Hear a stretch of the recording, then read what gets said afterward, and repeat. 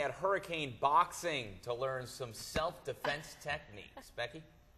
I'm getting beat up already this morning. I'm already practicing some of my skills. You can see here, Michael is the instructor, the owner here at Hurricane Boxing, and he's kind of trying to teach me some of the skills, and what it really comes down to is just having muscle memory, essentially, right? So repetitious application over and over and over develops that muscle memory to when you need to call on it, it's going to be there. You can just pick it up. All right, so if I walked in your gym, I've never thrown a punch, I've never hit a person, I've never had to defend myself, what would you tell me? What would you show me?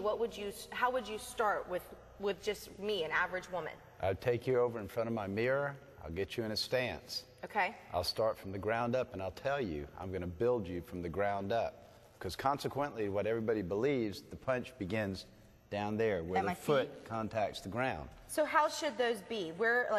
I'm standing square up to you, but this maybe isn't the best posture for me to take right now. More or less just feet shoulder width apart. Okay. Your hip pointing at your opponent to downsize the size of your target.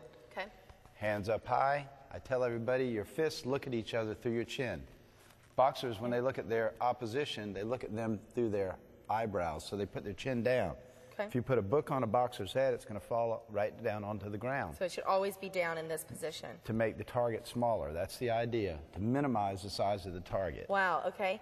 Because this would be different. I would normally think, and probably a lot of you guys at home would think, square up, get ready, plant your feet. But really, it's more about making myself the smallest target. Downsize of the target, right. And you do that by giving them a side view, making them come through your arm and your shoulder and your hip so they can't get to your body.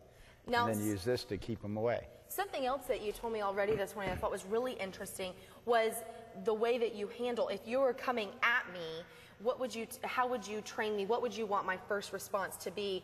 Once I'm in this position, you're coming at me, what should I do then? Well, if you're caught completely off guard and you see someone coming at you and you do have time to react, first thing you want to do is step back and away and probably to one side or the other so they can't tackle you, take you down, or strike you.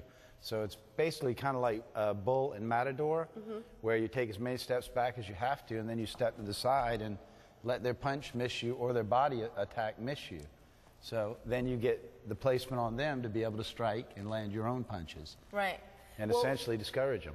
So, all right, so we have 30 minutes until you guys check back in with us. So we're going to practice. I'm going to go round and round with you this morning, or at least try. And so in 30 minutes, when you guys come back, we're going to go and we're going to see what I can learn and what skills you can take away this morning